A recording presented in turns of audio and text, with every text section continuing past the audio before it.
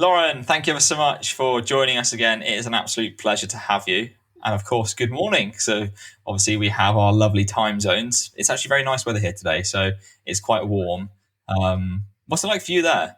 Oh, it's rained every single day for the past 2 weeks. So it's good. Pretty sure that's supposed to be what your weather is like, not mine. Yeah, no, we've had some luck. We actually have had what I would call a summer this year. It's been actually warm, and we went for a walk earlier, and it was about 28 degrees. I don't know what that is, but I'm going to say it's Uh, hot, right? that's like, I don't know how many Fahrenheit that is. Quite a few, probably over 100. Holy crap. Okay. Yeah. I would Google it. I think it is over 100. Someone's probably listening to this going, these guys have no idea what they're talking about. Just to let you know, we are not weather people. We are health and fitness coaches. So let's rein this one back in.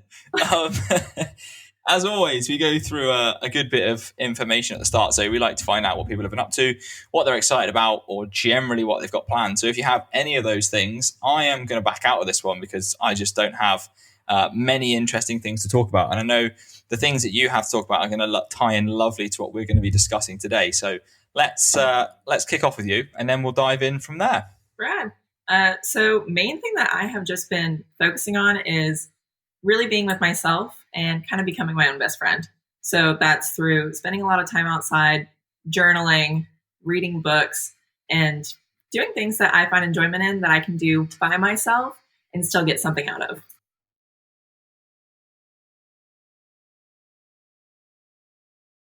We spoke about that on the first podcast we did, didn't we? When we were talking about what habits we were trying to implement, and that was something for you. And that was 6 or 7 weeks ago now. So that habit, is it something that you have struggled to implement? Is it something that you've had a good time with? Or talk us through that.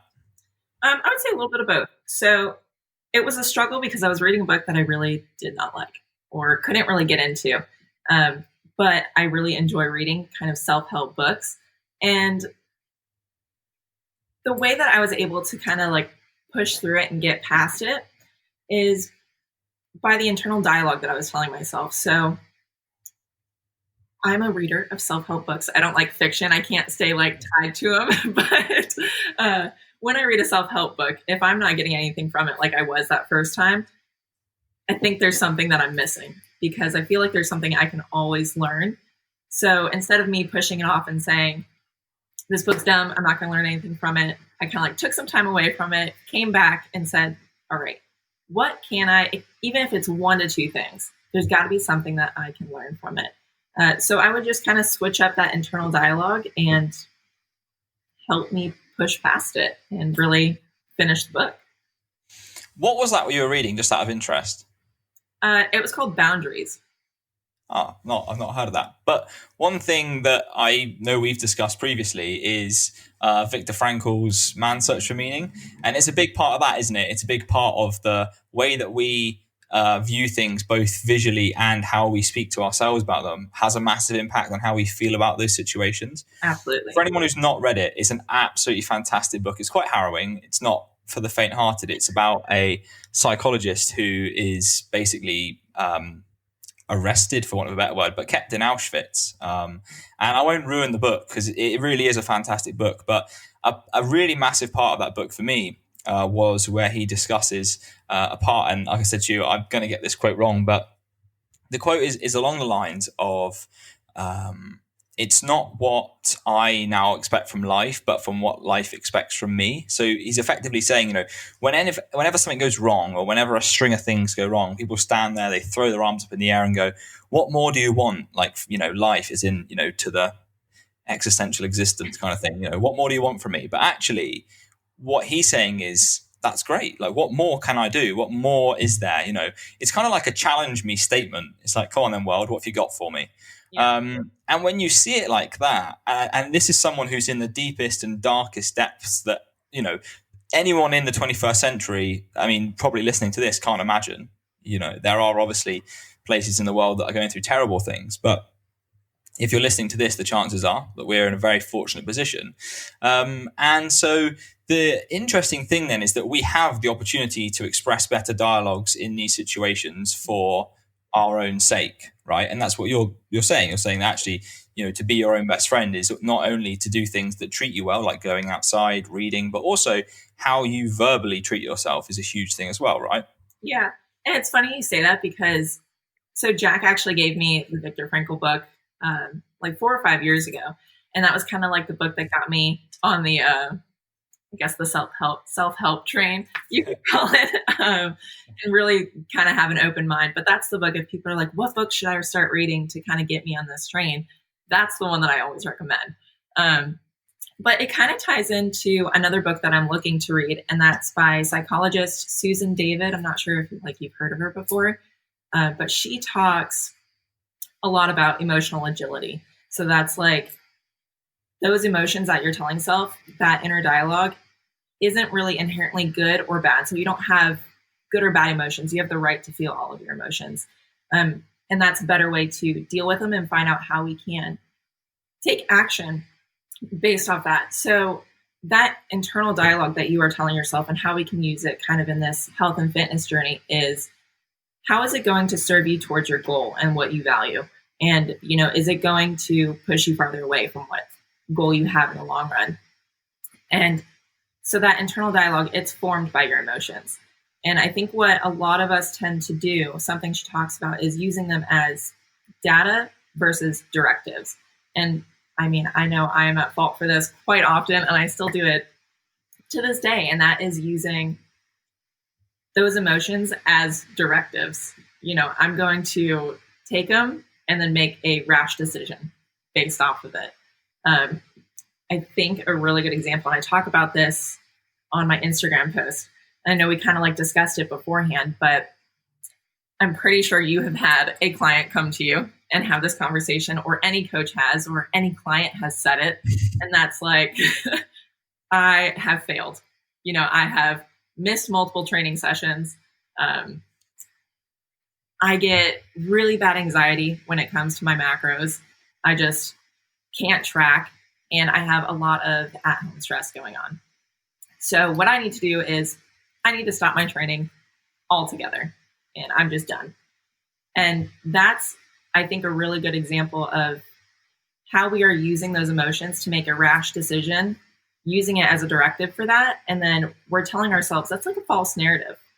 You're not, that's what you're feeling in the moment, but that's not what you need long-term.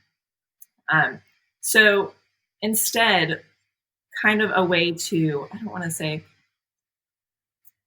think manipulate is really the right word, but instead of running away from that emotion and telling yourself and letting those direct your life, what we want to do is we want to feel those emotions. They're not good, they're not bad. So we accept them and we feel them, but then use them as data to make an adjustment instead of throwing all that hard work away. I mean, have you ever had a client come to you and say that before? Yeah, absolutely. It's how we run, unfortunately, as humans, in a sense. It's like we're controlled by something that we're not controlled by. Right. And I find a lot of people aren't willing. Some people know, and they're not willing to take responsibility for the actions that they have produced based on irrational emotion. So we obviously have these times where, and a really good book actually was called The Chimp Paradox. Some of you may have read it. It's one of those books that's quite hard to get into. I actually got the audiobook, and the guy who reads it's not the most interesting kind of voice to listen to, in my opinion. Obviously, if you liked it, then don't take my advice on that. But I listened to the audiobook because I couldn't really get into the book. I read it like 4 times, the first 15 pages. And he talks about in this book the 3 sections the brain has, and he talks about how there's one part of your brain who always wants you to do the more kind of raw human things, the basic needs of a human being, sleep, sex, eat, drink, those kinds of things.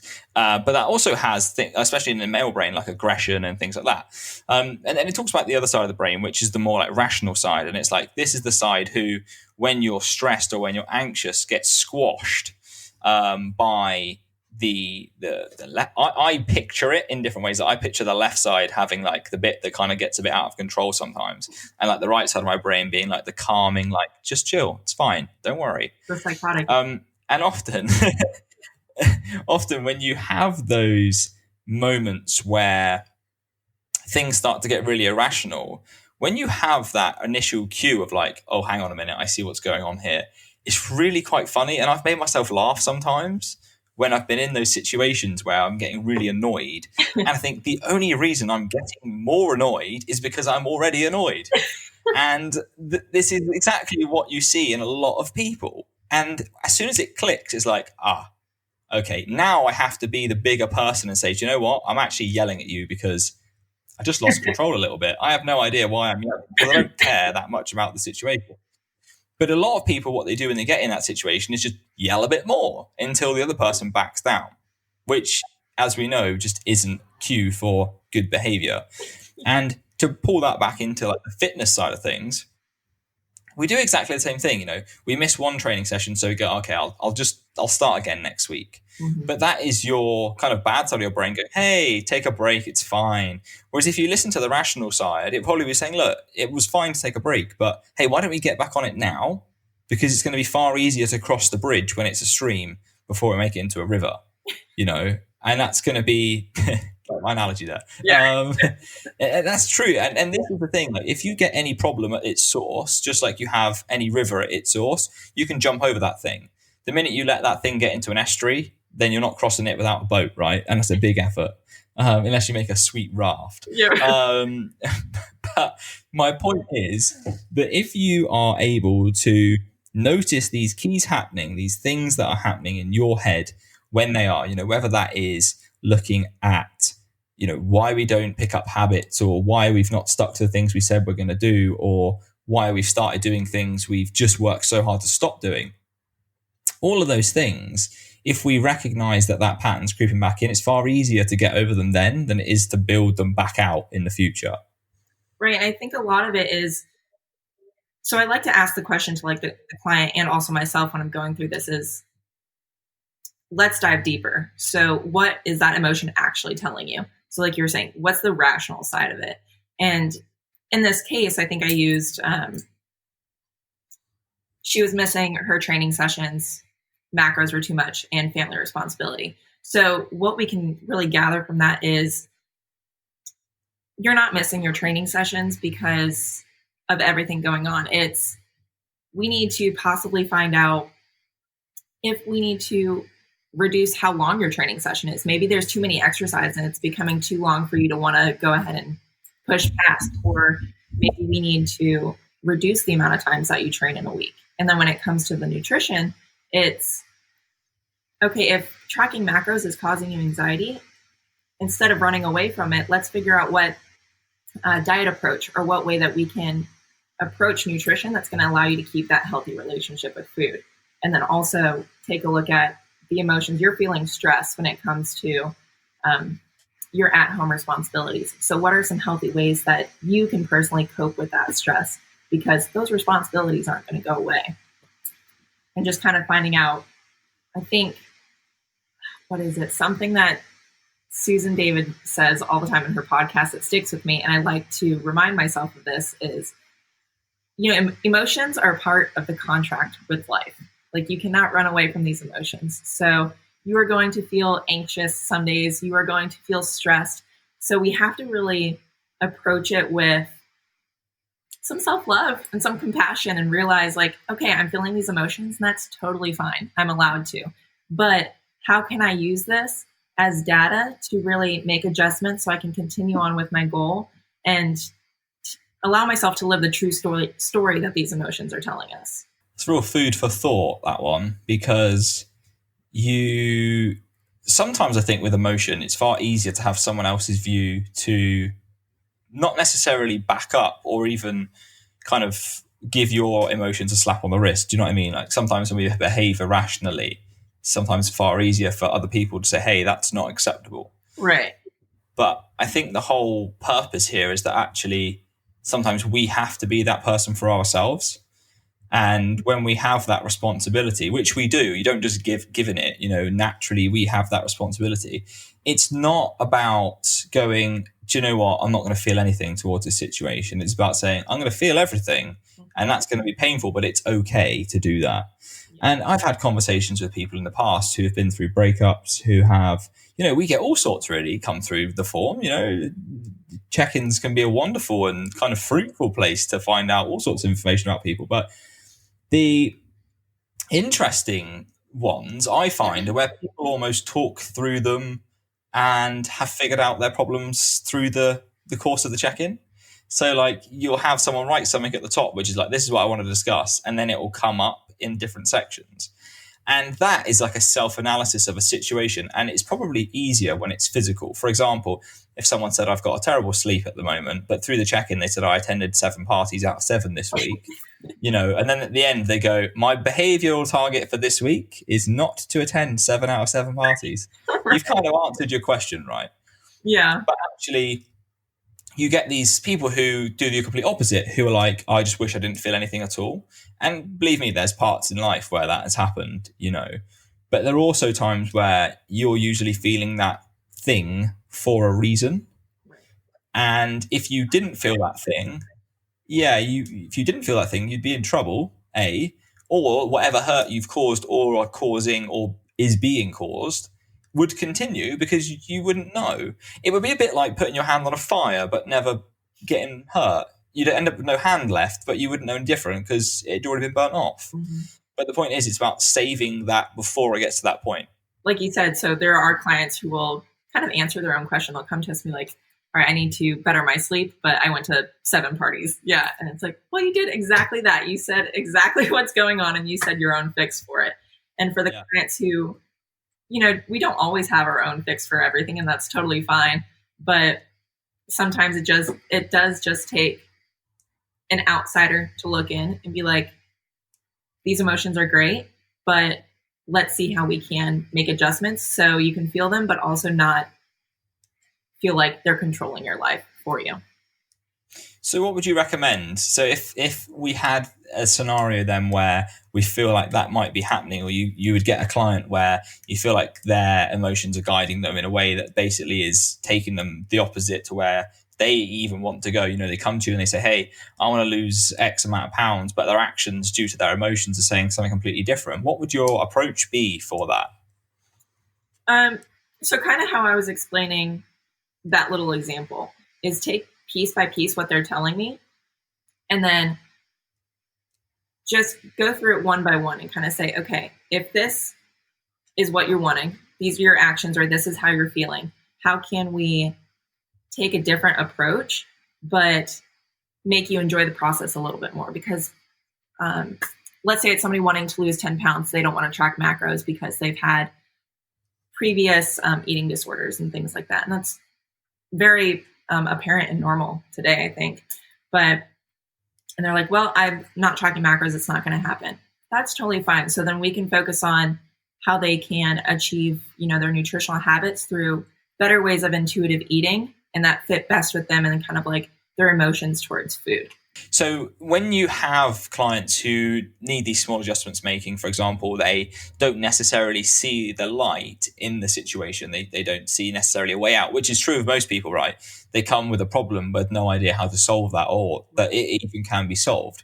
So if we were looking at smaller issues, say we're still on the same path, we've still got someone who can't track macros or doesn't want to, and they have this goal.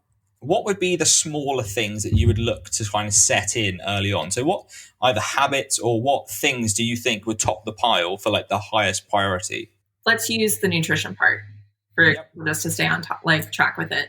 So if you have her not wanting to track macros, do anything of that sort, and has terrible eating habits. So little things that you can do would be, what I like to say is add in things instead of subtract things. And that is going to look like, let's take little wins, because we all know that if like the more little wins that you have, the better you feel about yourself. You're like, oh, I've really got this nailed on the head. So instead of restricting yourself and saying, I'm not going to eat any sugar, I'm not going to eat any carbs, I am not going to have anything, all of my favorite things in life, Carbs and caffeine. Yeah. So instead of restricting all of it, don't change the diet.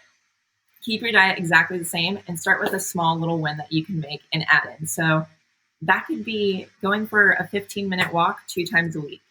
Doing that for 1 week, golden. So you've added that as like a new little habit. And then the second week, add in drinking a gallon of water a day. So adding in those small little changes and adjustments instead of trying to restrict yourself, you're going to get a high on those small wins. You're going to be like, I've got this. And then you're going to want to naturally go in and be like, I'm going to add half a cup of veggies to my meals every day. And then that's when you naturally start to create that habit change. The cue on that. So with the habit change, I'm going to circle back around to that. But the first couple of points you made there were absolutely critical to success in these instances, because we have a lot of people these days who read a lot. We have social media, which is grossly unhelpful. So what we are in this kind of 21st century Western world, it's probably true of most people actually, but we have this thing where we're like, I want it now. I don't just want it, I want it now. So when you say to someone, hey, do you know what? If you want to lose 10 pounds, all I need you to do this week is drink, a gallon of water or 2.5 liters of water. People will be like, what? Why would I do that? And the truth behind that is that in doing that, you feel better. And the thing that most people don't realize is that in feeling better, you will naturally be able to perform better. And a lot of the time we eat shit, or we don't necessarily stick to our plans or our goals because we don't feel great.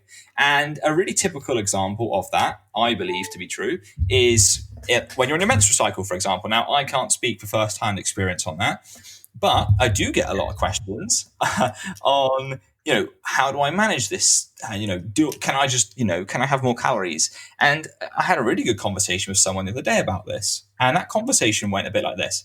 Hey, look, she said, look, just to let you know, I need to have an extra 300 calories when I'm on my period, purely because I need the extra food. And I thought, okay, well, I'll play this out and see how it goes. And, we started talking. She's like, that's how much I've realized I need to kind of get rid of any cravings. And this is an instance where I've kind of thought this is an all or nothing kind of mentality here. It's I need to have this to make sure that I have the situation on lockdown, right? But actually what it is in my opinion there, it's almost an unwillingness to fail. So when we have a little bit, so you could say, hey, you can have an extra 50 calories, say, but it's what you do with that 50 calories that really matters. Right. And, to come back to my point before I digress any further from it, it was that when you're obviously on your cycle, we feel a bit shitter, we eat a lot more food, right? Or we would naturally be more tempted by higher calorie foods. And so if you actually felt great in that time, if you had, say going through a period made you feel great, you felt happier, you didn't have any cramps, you felt lighter, the chances are that'd be great. you wouldn't go for more food, right? Because it's a comforting process. But in doing that, the first time you start to build a habit upon that being a comforting process. So in actual reality, it's not that you need 300 more calories. It's just that that's a habit that's been inbuilt. So as a reward process, your brain's going, every time I feel like this, I get this. And so if you were to say, actually, I don't need 300 calories, I don't need any extra calories. It's just the fact that, for example, if you have someone who struggles to sleep and they get up and play video games, their brain automatically learns, if I wake up in the middle of the night, I get to go and play video games. And then guess what? If you're someone who likes playing video games, you're going to start waking up a lot in the night. You're creating your own stimulus and you're creating your own response at the same time. Precisely. And then it's this whole thing where, I truly believe that smaller changes in lifestyle make the bigger changes overall. And I have a number of clients at the moment who have come through and I've said to them, look, what we need to do is more. We need to eat more. We need to do more.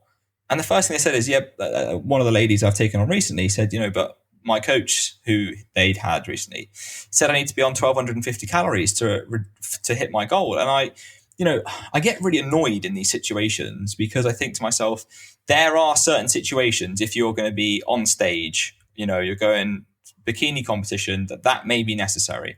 But I'm looking at this person thinking, you've got a family, you've got a couple of kids, you that I just don't see why for a lifestyle that is something that you would want to do.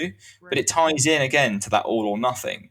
So this is a good question, actually. What are your thoughts on that? So with an all or nothing mentality, how would you negotiate that? So if you had someone who clearly was like, I'm just going to get rid of all my carbohydrates, what would be the kind of key points that you would try and get over there? Mostly when it comes to that, when someone's like, I'm getting rid of all my carbs, it's because they overeat on carbs, and that's what's causing them to be in the current position that they're in. So I ask, do you enjoy carbs? Do you enjoy consuming carbs? And always the response that I've gotten is, yeah, they're so good. That's why I overeat on them. So why do you want to get rid of something that you enjoy? Because it's clearly benefiting you, whether it be internally with your gut, whatever it is, or if it's benefiting you with better performance in the gym or just overall energy. There's ways that you can make those slight little adjustments throughout your day and have a bit more creating discipline for yourself is really what you have to do in the long run. And that's what you're going to need no matter kind of what goal that you're going for, whether you're bulking, maintaining, or cutting. We're always going to run into feeling of all or nothing, or I don't want to do this. This is what the way it's going to go. You've hired a coach for a reason, for us to go ahead and help you and find those best ways to do so. But there's got to be adjustments made so you can overcome those kind of emotions and that mentality of, if this doesn't happen, I'm dipping. Because you need to build up that kind of discipline to allow yourself to push past those moments and really get to where you're trying to be. It has to be steps, right? We can't just go from step one to the top of the stairway. Right. Because if that happens, the chances are you're going to roll back down. Yeah. And what we want to do is take each step at a time to build that process much more solid. It's like a pyramid, if you like. Build a nice big base, and then the top is going to be higher. And with a lot of people who I see go and try and build straight up, they just come straight back down again. And, I've been in this situation before, and I've had to sit myself down and be like, look, you have two options here. Either A, you take the long road and you do this properly so you never have to do it again. Or you take the short road, which will in short term get you some results, which you want to see, but you're going to be back in this same situation. And you can waste that time again if you want, but that's not going to get you to where you want to be in the long run. Mm-hmm.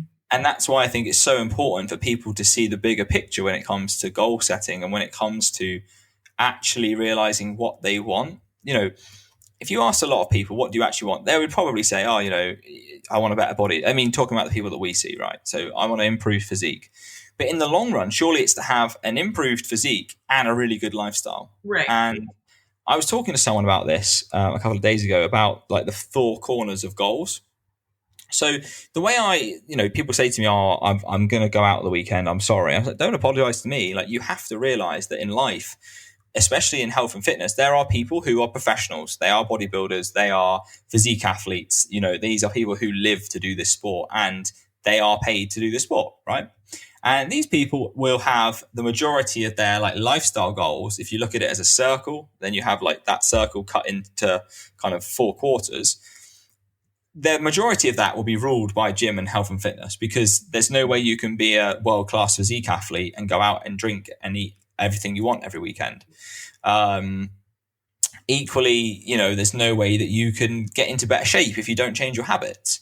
But the thing I've been really trying to put across to people at the moment, especially those who are in it for a little bit of reconditioning, but mostly they want to learn how to do it alongside their lifestyle, is look at the 4 sections you can have goals in. So we have health and fitness, work, psychosocial, so socializing, friends, family, etc., and then something else down here. There might be something that you want to achieve. So that might be, obviously it wouldn't be a promotion, that would come aside of work, but there might be something else that you like doing. Maybe it's a hobby that you specifically like to do, right?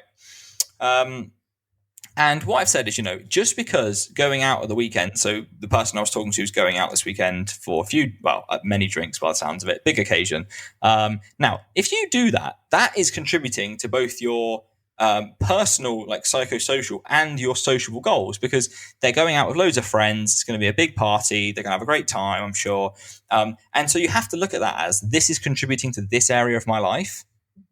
It's not that actually health and fitness dribbles down into everything, because actually, if we don't appreciate all of the bits that we have, this bit starts to get resented very quickly.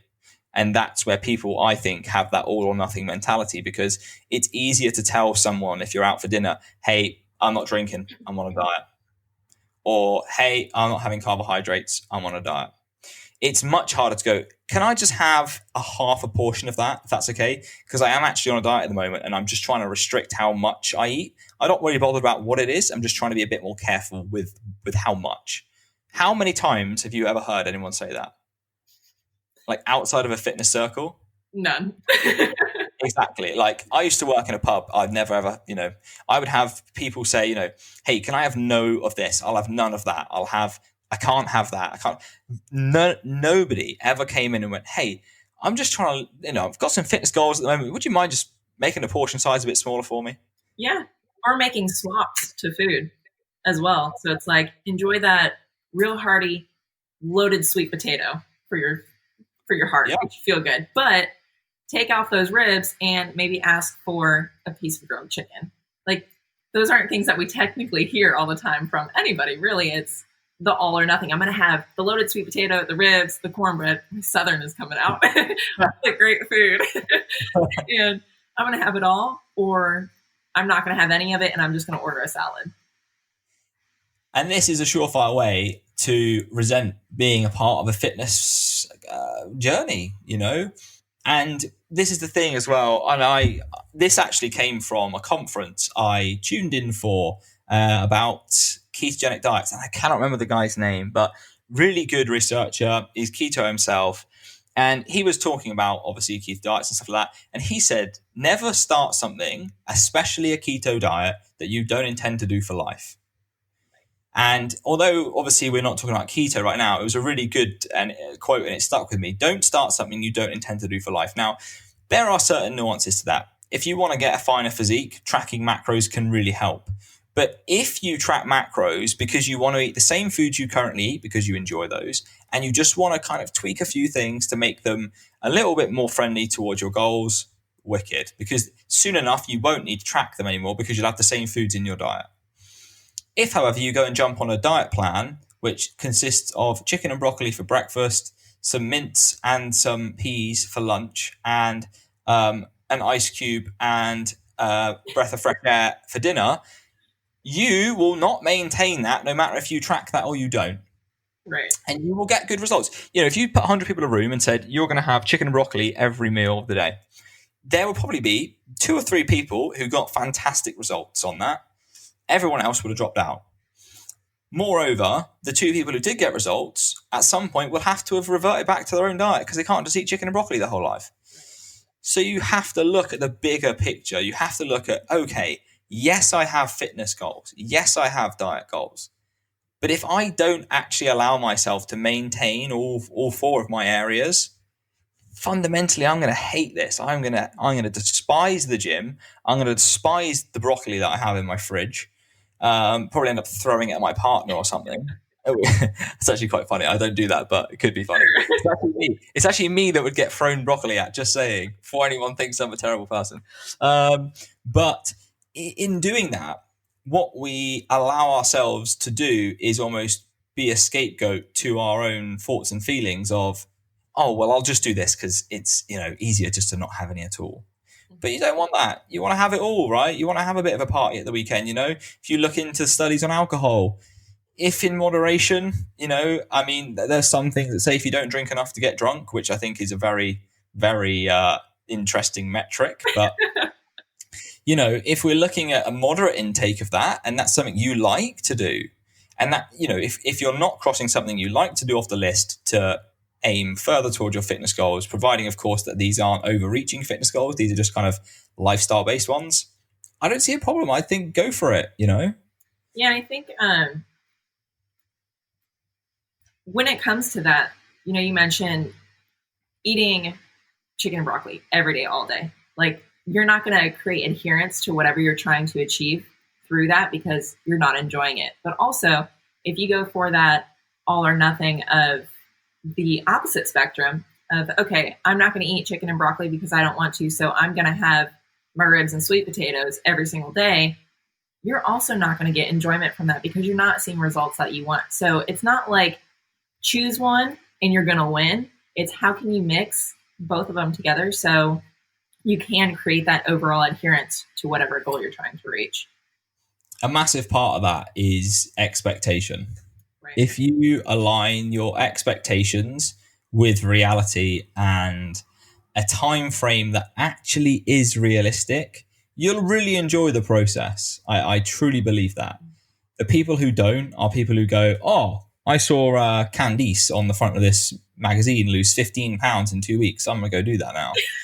And like, this is why I get infuriated by like social media and also magazines and things. Because I think, firstly, a lot of people who are, say, celebrities, you know, when people are getting in shape for films and things, they have chefs, they have trainings, you know, every day, all sorted for them. They still got to do it. I'm not taking that away from them at all. They've still got to do it. They still got to eat it, but they have the resources for this. This is their job.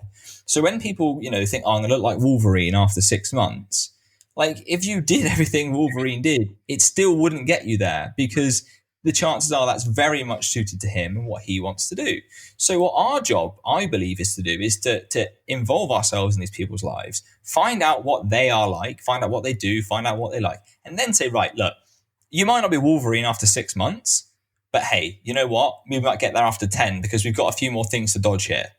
You know, and that's what's important. And as a coach, I think that was something I really struggled with to start with, was to kind of drop that hard news on people of being like, look, sorry, mate, like it's not going to be a fairy tale to start with. We're going to have to take the hard road because X, Y, Z, and then we can really sharpen this up and go forward.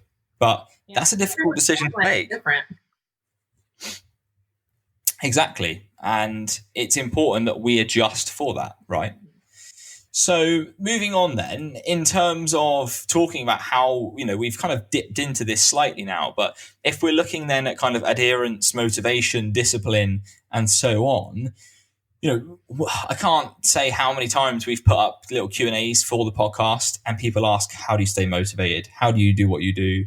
How do you carry on when you don't want to carry on? Like, what are your thoughts and feelings on that? You actually mentioned something just briefly, and that was, you have to understand the reality of the situation, the reality of like the timeline that you're in.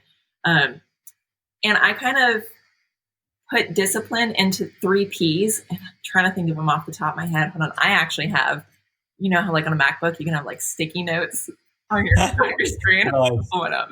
So something that I look at every day when I'm like opening up my computer is, I'm a strong believer of motivation is good. It's a temporary feeling. I think we can all attest to that. You know, we can feel really good about something that we're doing. And then the other time it can just be dreadful and you just don't want to give 2 shits about it. So it's a temporary feeling, but discipline is what you're going to need long-term for it. And so the 3 Ps that like I came up with is, number 1, perspective. So like you said, are these copyrighted, by the way, before you say this? No. Copyright. So like the 3 Ps that I use are perspective. And that is exactly what you said of what is the reality of things? You know, it's not going to go, you're not going to have that mental high of motivation all the time. So we have to understand what's the true timeline. You're going to have your ebbs and flows of everything. The second one is perseverance. And that is, you're going to have to push through to the end for all of the boring shit, all of the tough shit, and everything that's unknown, because that's just what happens in every circumstance in life. And then the third one is patience. And that's, we can't snap our fingers. We have that timeline. Like, it would be so rad, but we would probably learn nothing if we just snapped our fingers and had the physique that we wanted. But with that, so like a really good example, I do not remember who I heard this from, but the difference between motivation and discipline is, I worked a 9-to-5 job that I did not enjoy at all, but I had no motivation to get up for work every day. I had discipline, that self-discipline to get up, go to work every single day from 9 to 5, because it gave me a means to an end. So going to work, I had to make money. I had to, if I wanted to buy a new car, pay my bills, everything of that sort. So what? um, so having that is like, as much as I didn't want to do it, there was no motivation, but I had to have the discipline to do it. So then achieving that goal, I would end up getting that new car. I would end up paying my bills on time, not being in debt, whatever it may be. And in the health and fitness journey, you know, whether you are maintaining, cutting, or bulking, you are going to face those days with little desire to get it done. So we have to kind of change that internal dialogue, like we spoke about earlier, and say, motivation's good to power ourselves through a workout when we are feeling it, but when we are not feeling it, we have to have that discipline of, if I want to reach this end goal, whether it be with my health, with a certain physique, whatever, I have to have patience. I have to have perseverance and go into the gym when I'm not feeling it. And I also have to have the perspective that this is reality. I can have the feeling of not wanting to go to the gym. That's totally normal. I don't want to go to the gym today personally, but for me to reach a certain PR that I'm working for, or to have the physique goals that I have, it needs to be done. You touched on some really great points there, and to kind of bring everyone back around to those, because I think they're really, really important. I wrote a post a while ago that said motivation is bullshit, because I feel like it's the friend that stabs you in the back. Right. It's that person who makes you feel like $1 million, and it makes you sign up for that stupid challenge in school, like when the school do X Factor, and they're like, yeah, you should sign up, you're great at singing. This never happened to me, by the way. I'm just saying it's an example. You know, and then you get up there and then they start throwing eggs at you. Like, that to me is what motivation is like. On its best day, it makes you feel like $1 million, but on its worst day, it makes you feel like trash. Mm-hmm. And as you said, rightly so, it is an emotion, and, you know, it is not to be trusted. You know, we've all made mistakes with emotions in the past, and you just can't trust it. But I do think that motivation is a very, very good thing for lighting a fire. So if, for example, you have a reason to do something, I think motivation can be the spark that lights the fire. But the only thing that keeps that fire going is if you keep putting yourself to it. So, you know, just like you would add logs to a fire, you've got to keep committing to it. You've got to keep doing the thing that you first set out to do. And sometimes, as you said, you just don't want to do those things. And I actually think the difference between going to work and maybe our health and fitness goals is that there's a financial reward for work, right? We think, I just got to go to work, so I need to get paid.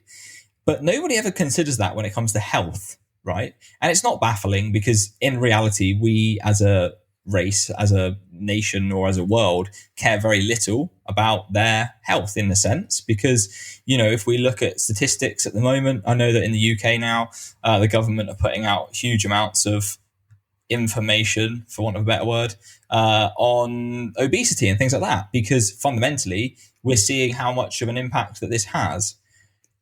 But that being said, it has to be realized as well that with things like obesity and things like that. So with things like obesity and things like that, if we could view our health like we could view a bank statement, I wonder if we would pay a lot more attention to it. I wonder if there was a scoring system for our health, that we would be more determined to get out of bed in the morning and go and do stuff, because actually there's that extrinsic motivation that's there as well, not just the intrinsic motivation of wanting to feel better and look better and all that stuff, but the extrinsic motivation of being like, oh, I want some health points today. Do you know what I mean? Yeah. And treating it like that. And that's actually sometimes what I do when I train. I don't see it as so much of a physical thing. I see it as a mental thing. I think, look, if you don't go out and train now, because I train early in the morning, you're going to miss the opportunity for the rest of the day. And you're going to miss that great feeling that you're going to have. It doesn't matter if you're tired now, because in a minute you're going to feel great. Whether your muscles get a good pump or whether you actually have a good session on paper is irrelevant, because I know that once I've been and I've moved a bit of weight, I will feel much better. And I feel like that's a key thing to focus on when you don't have motivation, is just because you don't have motivation for your end goal, that thing that's miles away because you feel like you're not getting there yet, look what's right in front of your face. Do you want to feel better in an hour, or do you not want to feel better? And that's not saying that there aren't days where, you know, I would even recommend you don't train because you just feel like shit, you're a bit tired, you're a bit ill. You know, if there is a genuine reason that you may feel worse for having done it, don't do it. But if you're talking yourself out of it because actually you just don't feel like it that day, then I think you kind of say, well, do I want to feel better or not? I want to feel better in half an hour's time. And it's funny you say that because I just had a conversation with a client this past week where you mentioned you have to look at the facts. After you work out, it's fact, you're going to feel better. You have all your endorphins running through you and you're just feeling great and pumped about everything. So she came to me and it was, I'm facing a lot of anxiety and I just don't have any motivation to get up and go train. But I know that when I do train, I feel top notch. I feel good. I know I can go on and knock off everything else on my to-do list. And it's that right there where you tell yourself, yes, I don't feel like doing it, but I know not even like my long-term end goal. I know the end goal of after finishing my workout, I will inherently feel better. And that's what you need to use to also get in there and do it. And I think a lot of people lose track of that. Wouldn't you agree? It's like, if this isn't contributing to my long-term goal, then it's almost short-sighted, looking so long-sighted. But actually what we want to do is say, and this is what I know we've spoken about this hundreds of times, but it's looking at goals and habits and behaviors. And that's why we have it as a massive part of what we do. Because if, I've said this to you before, have you ever thought about running a marathon? No. Like most people say no. I couldn't do it. Well, let me tell you, if you put your left foot in front of your right foot and kept on going for long enough, you'd eventually get there. Right. Each little step is a win. That is all it is. Mm-hmm. And people often see, a marathon's a great example. People often see that huge length. They think, oh, good Lord, how am I going to do that? But actually, all it is a sequence of going left, right, left, right, left, right for 3 or 4 hours. Shit, it can take you 6 hours if you want. The fact is, whether you walk or run is irrelevant. If you want to achieve a marathon, then left foot, right foot all the way. And that, to me, I've made it sound very black and white. And there's probably some people who are listening to this going, I trained for ages to do my marathon. And I'm not demeaning it by any means. It's an analogy to say that actually, if we look at the smallest things, and that's why when I do my behaviors and my, tasks for the week, sometimes clients will say, I don't know what to put here. And I say, what do you do every day? Well, I get up and brush my teeth. Right, stick that in there. Brush your teeth every day, twice a day. Beautiful. And they're like, well, that's not really a behavior. I was like, well, what do you call it then? Right. If it's not a behavior, what is it? And it's something that at some point you will have worked hard to do. And in just ticking that box each day, I tell you what, I put stuff on my to-do list sometimes, which literally, for example, I knew we had a podcast this afternoon. So I literally put on my to-do list, email Lauren, email Lauren links, call with Lauren. And I get to go like that with all my little boxes. And there's going to be some people like, this guy's an idiot. But the truth is, I feel better for ticking stuff off, right? Yeah. So, if you get that little, it's all about not looking so far forward that, and, if you looked at tasks of writing a program or getting to the shop or anything like that, and you broke it down into the littlest things, yes, it would seem monotonous. But also if it's a task that actually, on a Friday afternoon, like we are over in the UK here, it's been a pretty long week. I just thought, do you know what? I could do some wins here. Let's have some ticks. And I think and I don't see anything wrong with that. Though, is to highlight those little ticks and those little wins, like you emailing me, you setting up your computer, doing whatever it is that you need to get ready for the podcast. Those were little steps that you had to take to have a successful podcast and to be able to actually get to that goal of, we're going to make sure this is set up right and that Lauren actually shows up and she doesn't leave me on red or whatever it is, instead of filling in. You did leave me on red for at least 3 minutes before you replied. You're needy, aren't you?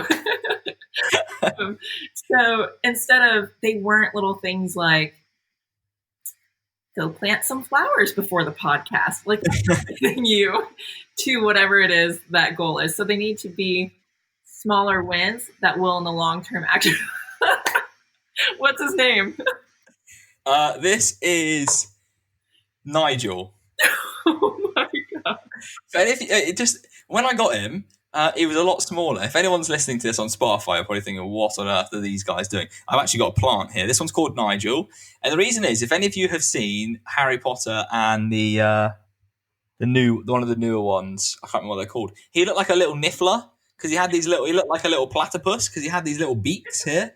And I didn't know what it was called, so I named him Nigel. I've also got Pedro. Pedro's my palm tree. I have more. Yeah, it's like a 4-foot palm tree I have next to my, I don't know. I might make you to be a plant person. That's so funny. No, the truth is, I had a desk, and I'm so like boring that there was nothing on it. And I got to the point one day when we were going around IKEA, and I was like, I want a palm tree. I'm just going to buy a palm tree. So I bought a palm tree. And then there were these little guys. So there's Nigel here, and we've got Alexa, who's our little aloe vera. They were like 50p because they were dying. So I bought them and brought them back to life. Brought them back to life. Oh my God. Yeah. Pedro wasn't dying. Pedro is a legit plant. I have to buy fake plants. What? Yeah, I can't keep anything alive. So all the plants in my room, they're fake. And I told myself when I buy a house, I ain't planting real shit outside. It's all going to be fake. So, you're all going to have AstroTurf, aren't you? Yeah. What was I saying? So it was like, oh, you and your plants. So instead of you planting something outside before the podcast, you made sure that you were taking off things that would actually get you to have a podcast that was ready. So when we're making those lists, don't fill it with things that have no means to an end. Fill it with things that are going to get you closer to whatever you're trying to achieve, not even long-term, but just that short-term little goal that you're trying to achieve. Absolutely. Something I wanted to share today, because I know we obviously wanted to talk about habits and things, was a little bit of knowledge I've been sharing with some people recently that seems to be going down really, really well. And I thought, well, I would share it with everyone who's listening because I feel like it could be beneficial. And that is to do with sleep. Now, we have, I think everybody has an alarm set in the morning, right? To get out of bed, we need an alarm. And the reason for that is we're asleep, so we don't know when to wake up, right? Some people wake up with their alarm, some people wake up before it, some people don't wake up at all. And so we set an alarm. Now, a lot of people have been saying they've been struggling with sleep. I've had a few people say that they struggle to get sleep, struggle to stay asleep, and sleep is something which I'm very, very interested in. One thing that is interesting is there's two parts to this. Firstly, is a lot of people say, I'd quite like to be in bed, or I'll try to be in bed by 11 o'clock. Why is there a try? What is the try in that? There's that, to me, says you're not that interested in being in bed by 11 o'clock. Because 9 times out of 10, and for the people I'm thinking of, there's no reason why you can't be, right? There is no reason why that you can't be in bed by 11, because most of the time you're watching Netflix or you are scrolling through your phone. Okay, so firstly, if you're going to set behaviors, they need to be set as intentions. I intend to do this. So, for example, I would reword that and I would say, I'm going to be in bed by 11 o'clock. Because there's nothing that stops you. If you have a family, and of course there are other things, then there are obviously nuances to the topic itself. But saying that if you're watching a TV show. So what I've said to a lot of people is set an alarm to go to bed. And the reason you might do that is because if you're watching a good TV show, you're reading a book, or you're doing something that's really entertaining, it's really no different to being asleep because nobody looks at the clock, right? You're so engrossed in what you're doing that nobody ever looks at the clock. So what I recommend people do is work backwards from the time they want to be in bed. Now, if you want to be in bed at 11, that might mean that you and your partner, or you might like to read from 10:45. So say you've got 15 minutes before lights off. So that's 15 minutes back. It might take you 15, 20 minutes to shower, and it might take you 10 minutes to pack up everything. Say, you need to run the dishwasher, or you need to tidy a lounge or whatever. Then you need another 10 minutes. So you would actually set your bedtime alarm for 10:15, to be in bed then by 10:45 with lights off at 11. And the rules of an alarm are very simple, in my opinion. Don't press the damn snooze button. Because if you lose respect for the snooze button, you have lost badly. I see so many people say, I just press snooze. Don't press snooze, get out of bed. Right. Because if you press snooze, it loses the whole alarm loses its input. Because the whole alarm, the whole idea of an alarm, like a fire alarm, is to alert you to something or to get you to do something, i.e. get out of bed. And if you just press snooze, you lose respect for that over time, which in itself is not helpful for A, going to bed if you're setting an alarm to go to bed, or B, getting up in the morning. And the really cool thing is that if you're watching a TV show, you end up with loads of cliffhangers. So then you have a reason to watch it tomorrow. Exactly. Set another alarm and you'll have like 10 minutes left on your show. And if you're really strict, that's like 2 more cliffhangers. Yeah. And something, it's funny. So like you actually brought this up to me, I want to say maybe a year ago, the whole start your sleep and work backwards. And it sounds silly, but like it's so true. So if you want to get those 7 hours of sleep, and I use it for myself and I use it for clients who also say, I want to try to get to bed by 10 p.m. So if you have to wake up at 7 a.m. and you want to get a solid 7 hours of sleep, you know for a fact that you need to be fast asleep by 12 a.m. So then from there, you can start working backwards. Like you said, whatever 15, 20 minutes you need to do beforehand, set those alarms. And then I would run into the question of, how do I not snooze my alarm? It's literally right there. It's by my pillow. It's on my nightstand. And it's something that I started to implement, which I honestly don't do anymore, but it's because I don't hit snooze as much. But I should go back to it. And that is setting my phone and charging it across the room or in my bathroom. And then that way, when you hear that snooze, you might be a little pissed when you wake up because you have to get up, but you're like, I'm up already. Let's start the day. And it becomes that habit as well. That is fundamental. So if you set, I put my phone, if anybody does this, they'll know how annoying this is, on a very hard wooden surface. So when it starts vibrating, I once had a dream that someone was trying to drill into my head because it was so loud and I was so asleep that I woke up having a nightmare because I thought someone was trying to drill into my head. And I realized all it was my phone vibrating on the wooden desk. Oh my God. So maybe, don't do that. But the point still stands that it's so far away that I've got to get out of bed. Mm-hmm. Now, for some people who have plugs behind their bed or it's a general inconvenience, here's another rule. You cannot turn your alarm off until you have got out of bed and then pulled the sheet back over. Because the likelihood of you getting back in your bed after you've made it is very, very little. And it's actually getting out of bed that's the hardest. And the reason it's the hardest is because people don't think. If you think, you aren't getting out. Think about it logically. Why the hell would you want to get out of bed? It's warm.